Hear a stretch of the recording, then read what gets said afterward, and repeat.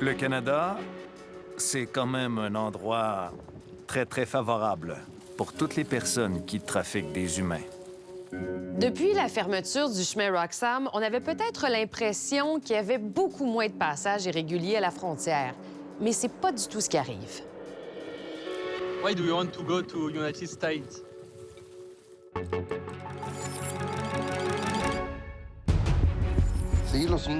Tu payes 5 000 $ américains et ça inclut tout.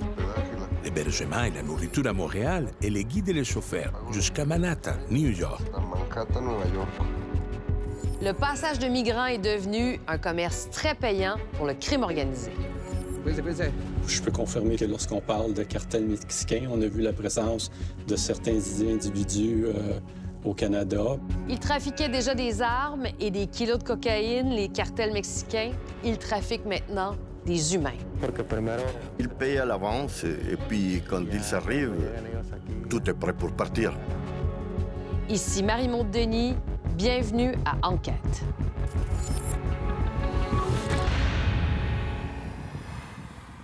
Ils sont ici, parmi nous. Ils se cachent, mais ils gagnent beaucoup d'argent.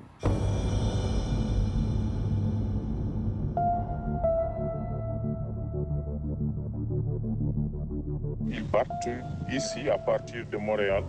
Il y en a qui t'amènent, ils te font passer la nuit peut-être dans un village et puis le lendemain matin, ils viennent te prendre. C'est dangereux. C'est dangereux, c'est vraiment dangereux. Au début, ils demandaient 3 000 $ américains.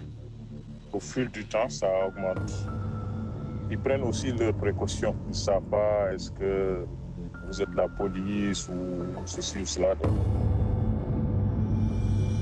Cet homme, qui aide bénévolement des migrants, on va l'appeler Moussa.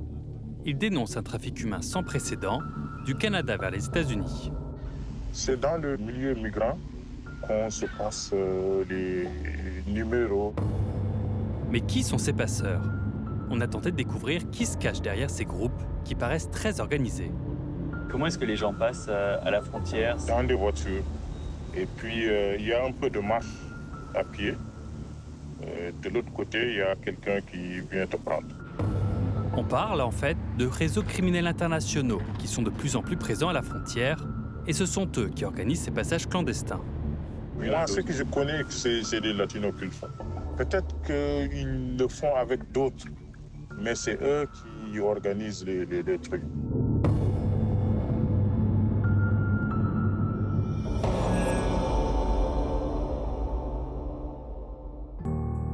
On a voulu en savoir plus sur ces groupes criminels, ces passeurs, ces coyotes comme on les appelle, qui s'emparent du trafic de migrants à la frontière canado-américaine. On a trouvé des noms, des comptes créés à chaque fois quelques jours plus tôt, qui proposent des voyages entre le Canada et les États-Unis. Il y a aussi des numéros de téléphone et on les a contactés en se faisant passer pour des migrants voulant traverser la frontière. Salut, j'ai vu ton numéro sur la page web. Je suis au Canada, mais j'ai vu aller au sud. Combien ça coûte? Un passeur a fini par nous répondre. Il dit s'appeler Paco. Sí, los 5 incluyen todo. De Montreal, el hospedaje, la comida, todo de eso de Montreal. El pago de guías, de driver, hasta Manhattan, Nueva York. ¿A dónde vas? Ya depende a dónde vayas, el cobro también. Digamos que si vas para, no sé, para Ohio, allá tengo creo que no te aumenta nada. Pero que si vas para otro lado, ya sea como para Carolina del Norte o para Michigan o para otros lados, sí hay costos extra. Sa proposition, c'est finalement comme un tout inclus. Mais cette offre qui semble alléchante, est-ce qu'elle tient vraiment la route? S'il y a bien des gens qui savent ce qui se passe actuellement à la frontière, ce sont eux. On va aller à la station de transmission opérationnelle, mieux connue sous le nom de STO. Exceptionnellement, la GRC nous a laissé entrer dans cette pièce sécurisée avec nos caméras pour nous montrer comment ils tentent de lutter contre ces passeurs. Vous avez combien de caméras pour patrouiller la frontière? Pour des raisons de sécurité, je ne peux pas mentionner le nombre, mais on a plusieurs caméras ainsi que de la technologie frontalière. C'est ici, dans cette salle du quartier général de la police fédérale à Montréal, que des agents scrutent à distance les mouvements des personnes qui s'approchent de la frontière. Ici, dans nos bureaux, on est capable de voir ce qu'on appelle le direct. Donc, on voit un véhicule arriver, ça attire notre attention. Avec la caméra, on est capable de zoomer, aller chercher de la description ou la description du véhicule, le nombre de sujets, leur tenue vestimentaire, la couleur, la plaque. Donc là, c'est une famille que nous, dans notre jargon à nous, est un southbound, donc se dirige du Canada vers les États-Unis. Les autorités américaines n'ont jamais arrêté autant de migrants provenant du Québec. Il y en avait 1000 au mois de septembre, c'est 4 fois plus que l'an passé à la même époque. Et quand vous voyez ça, vous faites quoi? Vous appelez les patrouilleurs? Là, nous, on appelle les patrouilleurs via notre système de radio. Moins southbound sont venus northbound. C'est 5 pour les membres, chemin Ridge. C'est un appel de la SQ qu'on vient d'avoir. On n'a pas beaucoup de... Daniel Dubois est l'un des agents de la GRC affectés à la frontière entre le Québec et les États-Unis.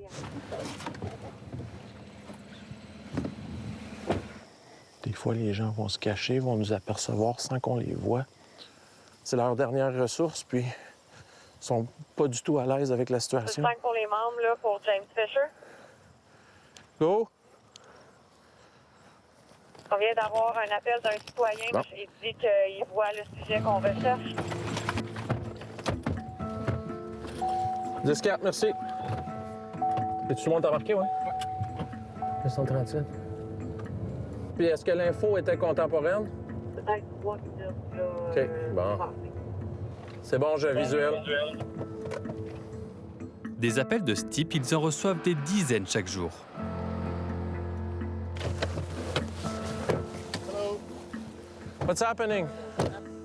Just go there, put your bags there. Where are you from? Là, il s'agit d'une personne d'origine chinoise qui vivait aux États-Unis et qui a tenté d'entrer clandestinement au Canada. I'm the one arresting you because you illegally crossed, okay? I'm not in charge of any asylum request. Mais malgré les caméras, surveiller la plus longue frontière terrestre du monde est une mission presque impossible. On vient d'avoir un drop, une famille, 2 adultes, 2 enfants. Il y a une voiture qui quitte à l'instant le chemin Nichols. Je sais pas s'il y a des membres plus près, là. Je suis à Saint-André environ, merci. Malheureusement. On a une licence Sentra de couleur noire, plaquée Ontario, Charlie Yankee. Comme on peut le constater, il est souvent difficile pour les agents d'arriver à temps pour arrêter les passeurs et les réseaux les plus organisés. Pour l'instant, c'est encore nouveau. C'est un peu le défi présentement. On est dans du nouveau à plusieurs niveaux, puis on travaille fort pour vraiment s'adapter à cette réalité-là. Pierre Massé est le patron de la GRC, du programme de protection de la frontière. C'est la première fois qu'il accepte de parler à un média.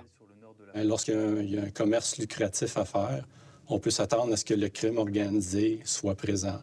Dans ce cas-là, il y a des indications que le crime organisé est présent afin de faciliter des passages clandestins. Quand on parlait du crime organisé, on parle de quel type de réseau? Je ne peux pas nécessairement, il y a des enquêtes en cours. Je peux confirmer par contre que lorsqu'on parle de cartel mexicain, on a vu la présence de certains individus au Canada, mais également de d'autres origines ethniques. Selon ce rapport fédéral confidentiel qui date du mois d'avril, ces groupes criminels sont désormais bien implantés au Canada. On y lit aussi que des migrants peuvent être exploités par ces réseaux, être victimes d'abus physiques et sexuels et de trafic humain.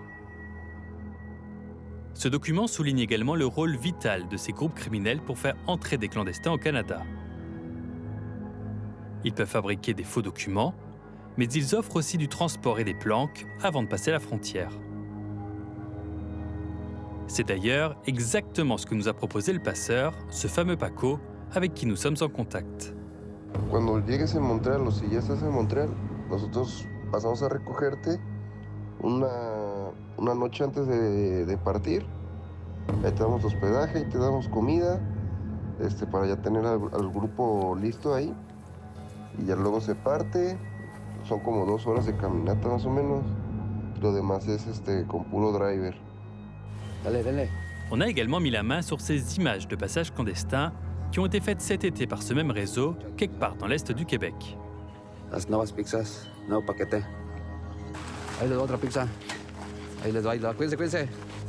Le transport, la marche dans les bois, le temps de repos, se cacher avant l'arrivée des voitures du côté américain, le passage de la frontière, tout est bien documenté et montre que finalement, tout a été minutieusement préparé.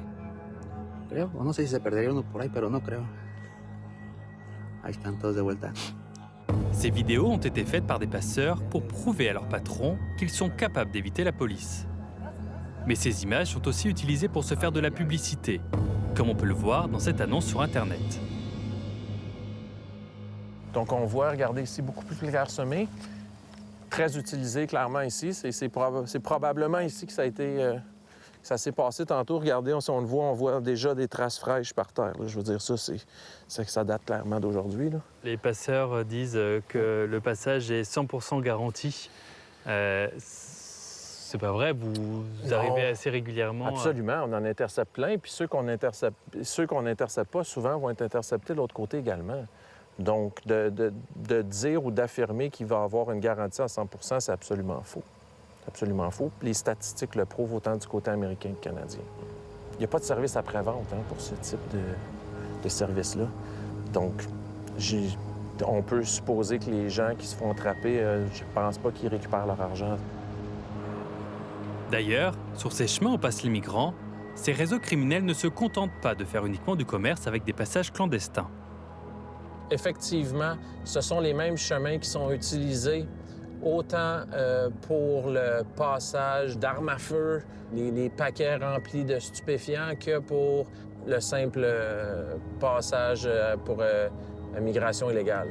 Exactement les mêmes endroits, ce qui complexifie la tâche des policiers, puisqu'on est présentement dans une situation où tout est possible. Tout peut arriver. Il faut être aux aguets à chaque appel. Et une fois de l'autre côté, les passeurs obligent les migrants à enregistrer des vidéos comme celle-ci pour prouver leur succès face à la police.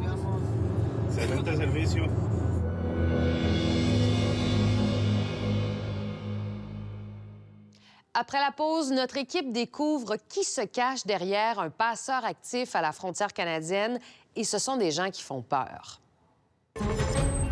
On parle notamment de deux groupes, le cartel de Sinaloa et le cartel Jalisco Nueva Generación.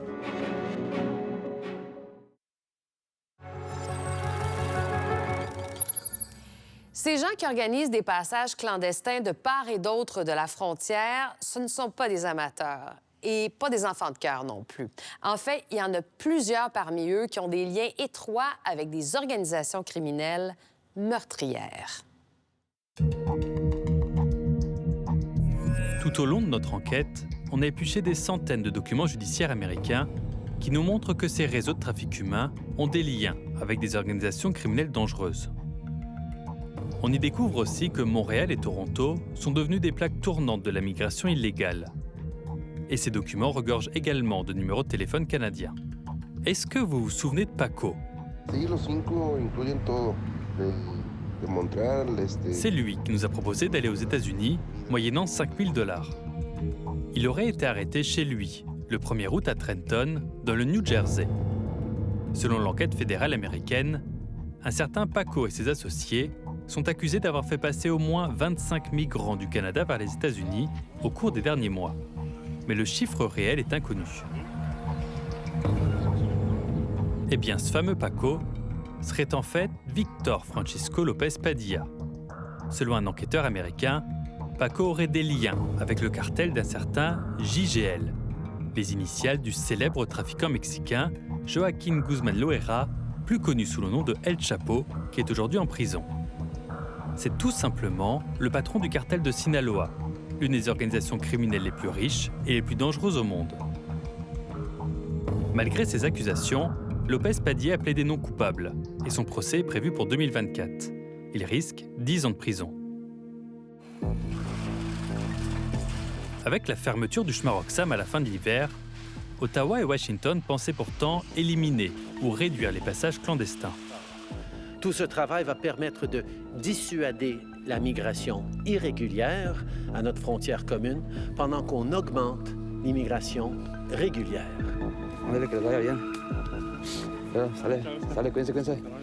Mais ce n'est clairement pas ce qui est en train de se produire.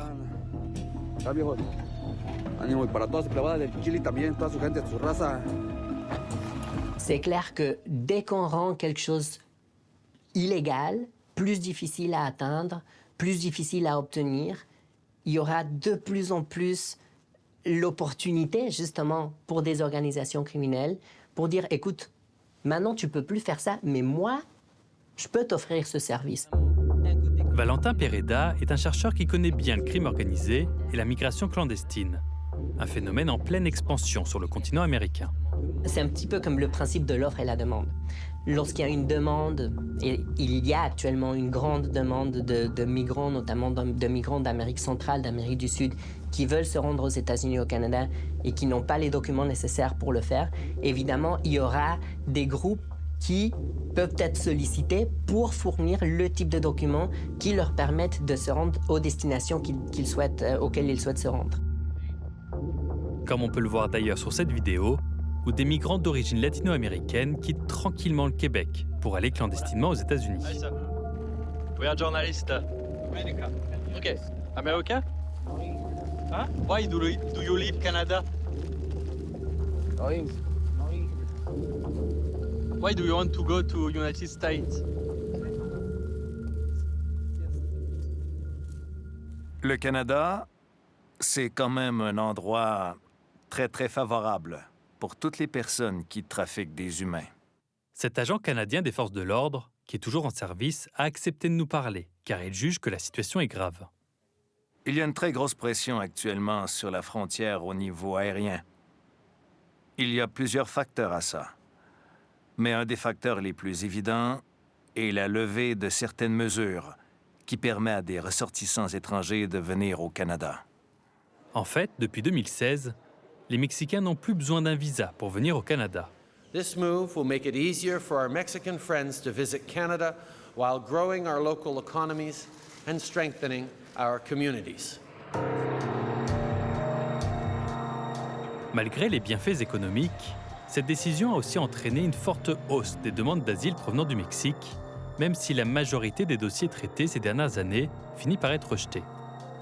Ça a aussi permis aux trafiquants de s'infiltrer dans cette brèche-là et de proposer à des gens pas forcément mexicains, ça peut être des Mexicains ou des gens d'autres nationalités, d'utiliser un passeport qui ne nécessite pas de visa pour arriver plus facilement au Canada. Parmi ces réseaux criminels, il y a notamment ceux qui sont davantage connus pour le trafic de drogue et qui ont des liens au Canada depuis plusieurs années. On parle notamment de deux groupes, le cartel de Sinaloa et le cartel Jalisco Nueva Generación. Ce n'est pas du tout étonnant puisqu'il s'agit des deux groupes criminels organisés les plus puissants, les plus sophistiqués et les plus organisés au Mexique. Le Canada est géographiquement proche des États-Unis et c'est quand même le marché principal des cartels.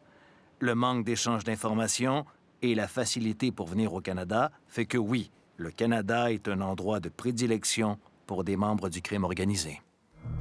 Et ces groupes sont de plus en plus armés, même à notre frontière. C'est le cas de ce passeur mexicain, arrêté avec un pistolet chargé, tout juste après avoir récupéré des migrants venant du Canada.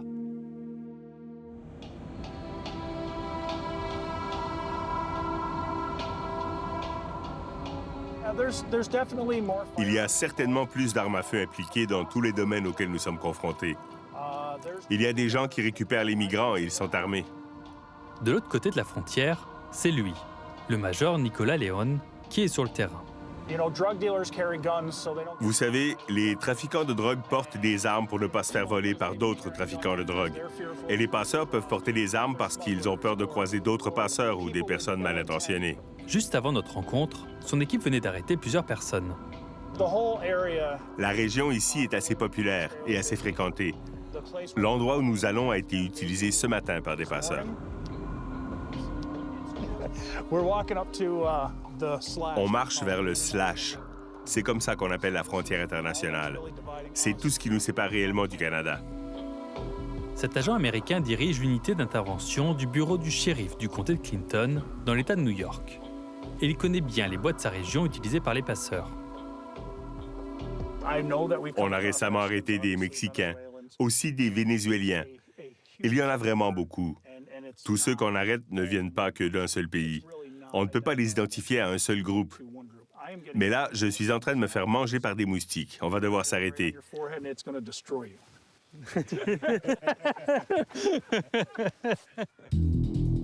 En plus d'être tous les jours à la frontière, l'équipe du Major Leon est aussi responsable de cette prison à Plattsburgh, là où les migrants et les passeurs qu'ils arrêtent sont placés en détention. Nous sommes en ce moment au bureau du shérif du comté de Clinton, dans mon bureau de style dortoir, comme l'appelle le shérif. Dans le bureau du Major Leon, on retrouve des dossiers de criminels, mais aussi des souvenirs personnels. Superman est partout dans mon bureau, et j'adore ça. Évidemment, vous pouvez voir d'autres super-héros ici, mais Superman est, pour moi, le meilleur super-héros. C'est d'ailleurs ce personnage de bande dessinée qui l'inspire au quotidien. Je demande souvent aux gens que signifie le symbole, le S, sur la poitrine de Superman. La plupart répondent Superman, mais ce n'est pas ça. Ça signifie espoir sur sa planète. Pour moi, l'idée est qu'on peut toujours faire plus, qu'on peut sauver le monde. Mais le Major Leon n'a pas besoin de super-pouvoirs pour comprendre pourquoi les cartels utilisent le Canada pour faire passer des clandestins dans sa région. Si vous voulez venir à partir du Mexique, vous devez traverser le désert. Vous allez devoir payer un cartel qui va embaucher un gars, un coyote, pour vous faire traverser. Mais vous pouvez vous perdre dans le désert, vous pouvez mourir. Plus facile de prendre l'avion pour le Canada, de payer le même groupe criminel qui va vous conduire jusqu'à la frontière en taxi, et en moins de 2 minutes, vous êtes aux États-Unis. Le Canada serait donc devenu un marché lucratif pour toutes ces organisations criminelles, puissantes et dangereuses, qui savent bien déjouer les faiblesses de notre frontière. C'est ce qu'on a pu aussi découvrir sur place, au Mexique. Au retour, on se rend au Mexique rencontrer un criminel qui nous raconte comment il fabrique des passeports pour rentrer au Canada. ¿Cuántos pasaportes existen en la vida de... Beaucoup, vraiment beaucoup. Ça fait 20 ans que je le fais et j'ai commencé à 18 ans. Non seulement les cartels mexicains font de l'argent aux dépens de gens désespérés, mais ça leur permet aussi de fabriquer plein de faux passeports pour faire entrer plus facilement des membres de leur organisation criminelle au Canada. Et ça devrait nous inquiéter. C'est au Mexique que les coyotes, les passeurs en fait, sont devenus célèbres depuis des décennies. Ici, le trafic de migrants est en pleine transformation. Et ces criminels voient maintenant le Canada comme une nouvelle cible intéressante. C'est ici qu'il faut donc se rendre pour comprendre comment ces organisations fonctionnent. Le trafic humain est un commerce très lucratif. On sait que chaque voyage coûte en moyenne de 10 à 13 000 $. Selon nos évaluations, ce commerce à la frontière entre les États-Unis et le Mexique laisse des profits de milliards de dollars. La chercheuse mexicaine Victoria Dittmar s'est penchée sur la diversification du crime organisé dans le passage de migrants. Le trafic humain s'est perfectionné par rapport aux petits réseaux artisanaux et familiaux qui aidaient les migrants à traverser. D'après son enquête, le trafic d'êtres humains est devenu l'une des industries les plus lucratives pour ces groupes criminels. Aujourd'hui, on fait face à des réseaux très organisés qui sont souvent liés à de grands groupes criminels impliqués aussi dans le trafic des drogues et des armes. Ernesto Mendes est un journaliste local chevronné qui dirige l'émission Je m'en vais au Nord, qui raconte le parcours des migrants. Son aide et ses contacts sont précieux, dans un milieu où les journalistes étrangers ne sont pas vraiment les bienvenus. On est dans le nord du Mexique, juste en face du désert de l'Arizona. Ici, à Nogales, un mur sépare le Mexique des États-Unis. Mais cette barrière n'empêche pas les passages illégaux. On va où on fait traverser les gens.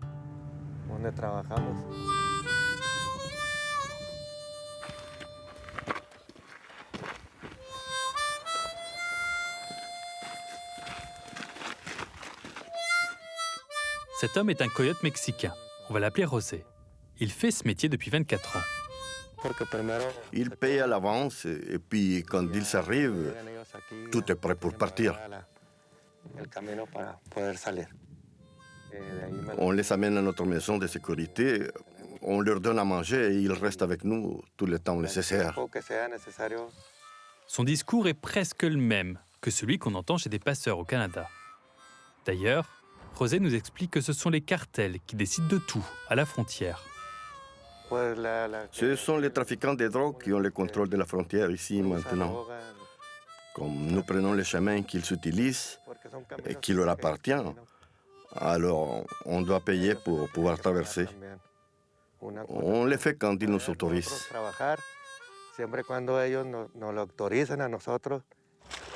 Même s'ils travaillent au milieu des cactus devant la frontière américaine, José et son groupe emmènent également des gens jusqu'au Canada. Quand ils vont au Canada, on les prévient à l'avance pour qu'ils soient pris par les groupes qui battent là-bas.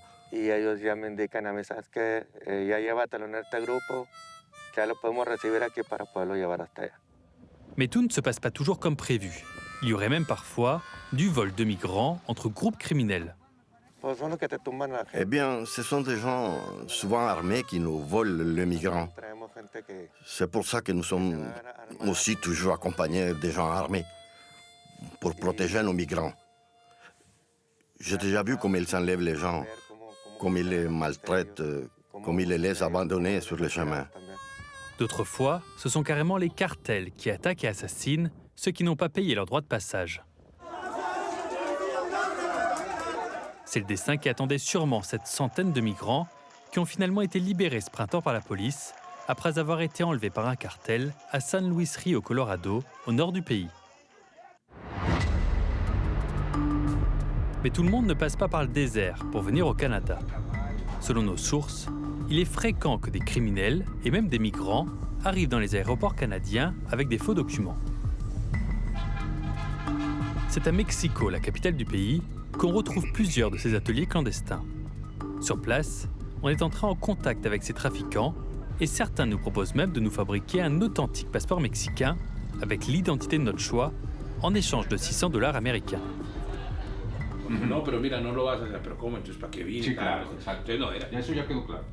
Un criminel accepte finalement de nous rencontrer. Il nous donne rendez-vous dans un quartier de Mexico réputé dangereux. ¿A dónde vamos? Vamos a ir a buscar a una persona que nos prometió una entrevista. ¿Un traficante?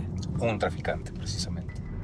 On y va avec 2 autres contacts locaux et une équipe de sécurité fournie par le réseau criminel qui utilise un faux taxi pour nous accompagner. Mais juste avant notre rencontre, la police débarque devant l'édifice. Il n'y aura aucune arrestation. Les policiers ont tout simplement demandé de l'argent avant de repartir. Puisque cette entrevue tombe à l'eau, on est entré en contact le lendemain avec un autre faussaire qui opère dans un autre quartier de Mexico. Bueno, ahorita vamos a ir para allá. De aquel lado va a ser la entrevista. Celui-ci nous donne rendez-vous dans un café du centre historique de Mexico, un endroit a priori sécuritaire. J'ai dangereux de se voir dans mon atelier, parce qu'il y a la police et la mafia. C'est sans doute plus dangereux pour vous que pour moi. Si les gardes voient les caméras, par exemple, ils vont vous emmener. Et je ne sais pas ce qui peut vous arriver. Cet homme est connu dans le milieu criminel mexicain. Il est arrivé armé et accompagné. Mais nous avons aussi des patrons, des gens très puissants, avec qui on ne peut pas jouer. ¿Quiénes son tus clientes? Il y en a d'un peu partout. Nous avons des migrants sans papier qui viennent de Venezuela. On a aussi des Honduriens, des Salvadoriens, de la Colombie, de partout dans le monde. ¿Cuántos pasaportes existent? Beaucoup, vraiment beaucoup. Ça fait 20 ans que je le fais et j'ai commencé à 18 ans. Ces services, comme ils les appellent, dépendent des besoins du client. Nous avons 3 prix différents pour fabriquer des passeports. Le premier, on l'appelle le clone. Et on le fait dans nos ateliers. Tout est fait par nous. Les sceaux, les hologrammes, tout. Ce passeport coûte environ $600 canadiens. C'est le bas de gamme. Il ne s'utilise qu'au Mexique, pour par exemple se faire passer pour quelqu'un d'autre. L'autre que j'ai pu t'offrir est celui où l'on utilise un passeport original.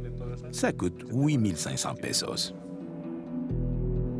Il faut donc payer un peu plus pour simplement changer la première page d'un passeport volé ou vendu par quelqu'un qui vous permet de prendre un avion pour demander l'asile dans un autre pays. Mais pour les criminels qui veulent être certains de passer inaperçus, il y a aussi une offre VIP. L'original qui est officiellement enregistré coûte 150 000 pesos. Et c'est le seul qui te permet d'aller un peu partout dans le monde sans aucun problème. Mais comme c'est enregistré, ça prend plus d'une semaine pour le faire. Mais après, tu as tout, les documents et ton passeport.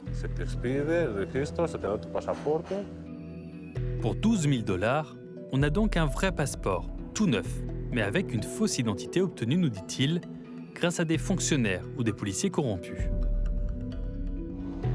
C'est ce genre de document qui a déjà été saisi par les policiers canadiens en arrêtant des criminels étrangers qui avaient pourtant passé tous les contrôles d'accès dans les aéroports de Montréal, Toronto et Vancouver. Selon nos informations, plusieurs enquêtes fédérales sont en cours pour remonter jusqu'aux têtes dirigeantes de ce réseau. Mais au Mexique, il ne faudrait pas trop compter sur la police locale. La police ne fait rien, parce que pour eux, ce commerce n'est qu'une mine d'or. Ils t'arrêtent, ils te demandent de l'argent, et même s'ils ne te le disent pas, c'est clair qu'ils vont revenir une autre fois pour plus d'argent. On m'a déjà arrêté 5 fois, mais Dieu merci, à chaque fois, j'ai pu négocier. Moyennant 20 000 $, on peut aussi se créer une nouvelle vie, avec toutes les preuves et tous les documents nécessaires. Mais ça, c'est une autre histoire. Et au milieu de tous ces criminels qui s'enrichissent sur le dos des migrants, notre équipe a la surprise de rencontrer un groupe de Montréal qui fait du transport illégal de part et d'autre de la frontière, mais pour des raisons complètement différentes. En apparence, on a l'air de gens quand même ordinaires. Puis, on a ce drôle d'activité qu'on fait la fin de semaine ou quand on est en vacances.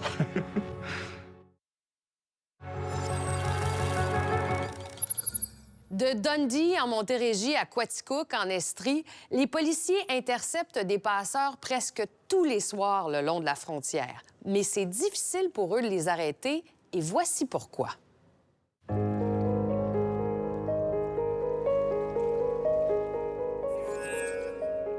On est retourné cet automne en patrouille avec la GRC. On est dans le sud-ouest du Québec, à quelques centaines de mètres de la frontière. Donc, on a quand même 3 postes de douane sur notre territoire. Donc, si on intercepte quelqu'un qui rentre illégalement au Canada maintenant, on va remettre la garde de cette personne-là au port de douane le plus proche. La nuit tombée, les passeurs se font généralement plus actifs dans la région. Et ils savent que les lois canadiennes peuvent leur donner quelques avantages.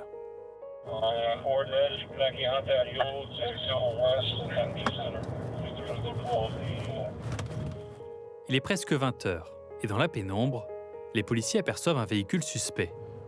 On a un membre qui nous a signalé une plaque d'Ontario sur un Ford Edge là, circulant là, vers la région Bunker Hill, Dundee Centre. Puis on va aller vérifier ça. On a 6 occupants à bord. Oh. Pour les agents canadiens, il n'y a aucun doute. Le conducteur amène des gens vers la frontière.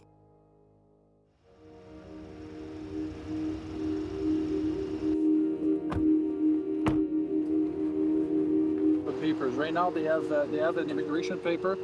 There's no pictures on them. We have to verify. I'm just telling you what it is. On a vérifié le statut de la plaque qui donnait à une compagnie à numéro, possiblement d'un véhicule de location de la région de Toronto. Lui, il me fait dire qu'on a besoin d'identité photo le plus possible. Ce qu'on a, c'est pas suffisant. Ces 4 personnes en arrière ne parlent ni français ni anglais. C'est une famille qui est entrée au pays il y a quelques heures à peine par l'aéroport de Vancouver. Elle est maintenant au Québec, près de la frontière avec les États-Unis. Oui, mais là, c'est parce qu'eux autres, là, sont les suspects d'être passeurs. Là, ils sont en train d'effacer. Ils sont en train de jouer dans leur téléphone, les deux en avant. Ils sont là.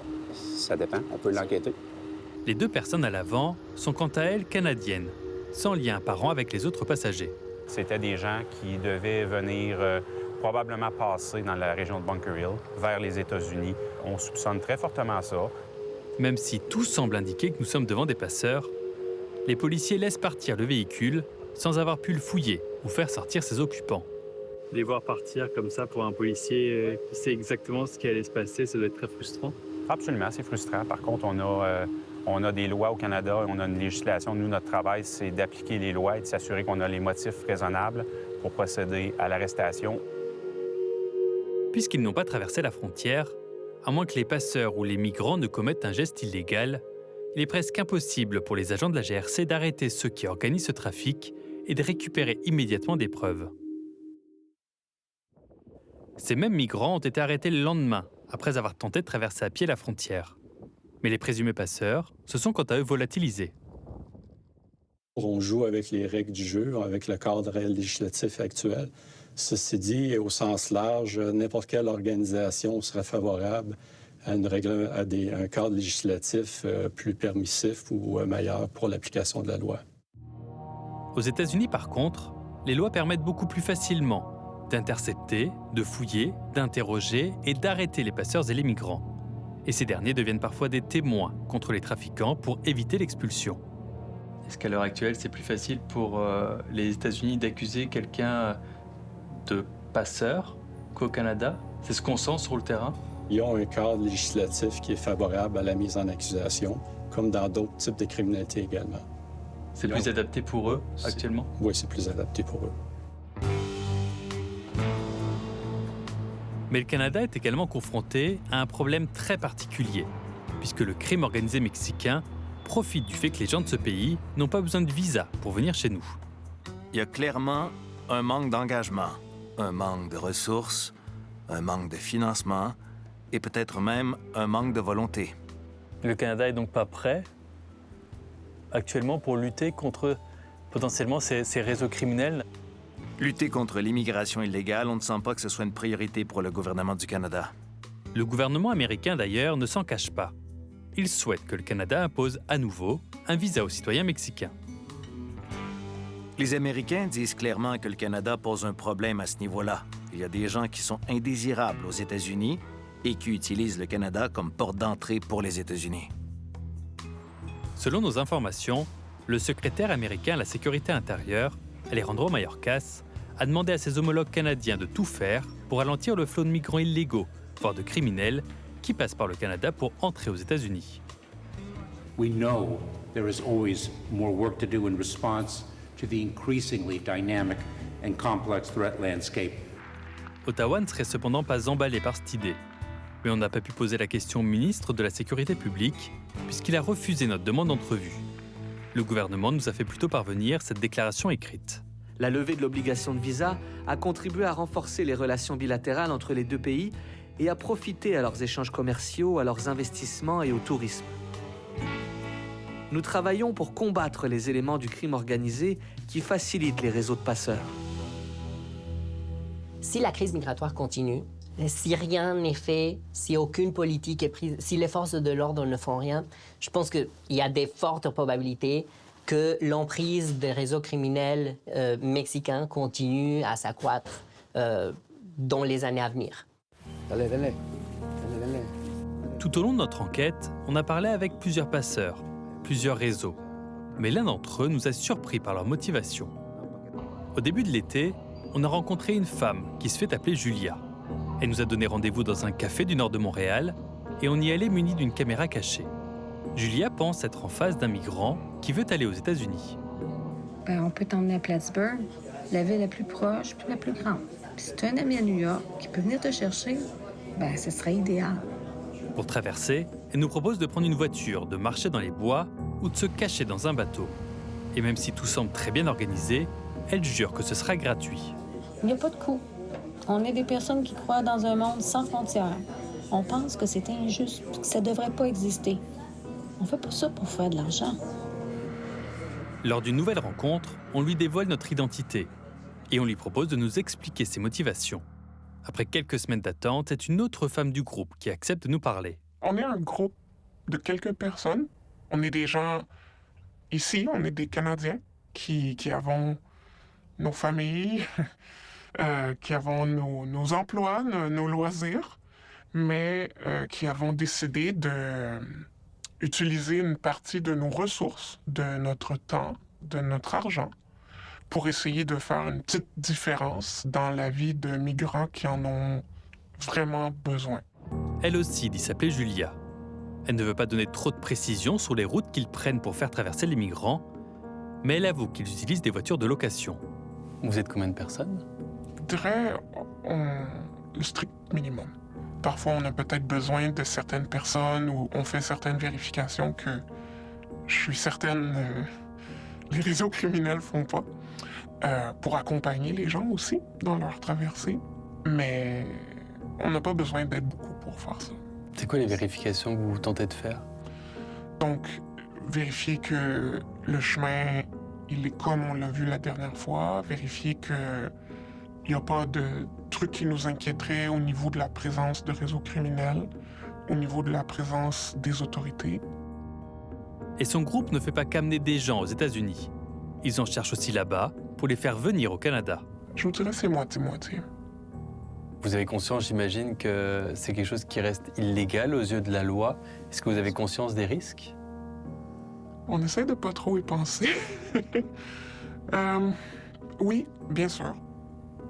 On se dit, peut-être que c'est à tort, mais on se dit que si jamais quelque chose allait mal, si on se faisait prendre, ben justement, on essaie d'aider. On n'a jamais rien demandé de monétaire. On veille à la sécurité des gens. Donc, on espère que ça pourrait être compris par le système de justice, mais je sais que c'est possible que par mes actions, j'ai peut-être sauvé une vie ou peut-être définitivement améliorer des vies. Puis pour moi, ça justifie les coûts à plusieurs niveaux. Comment vous pourriez vous définir? Moi, je dirais que je suis une passeuse humanitaire. Malgré tout, si Julia se fait arrêter, elle s'expose au même risque que les autres passeurs. Mais ces derniers savent s'adapter. L'un des groupes criminels qu'on a identifié est en train de déplacer ses opérations dans l'ouest du Canada, là où les contrôles seraient moins fréquents. La preuve que le crime organisé a toujours un temps d'avance, pour l'instant.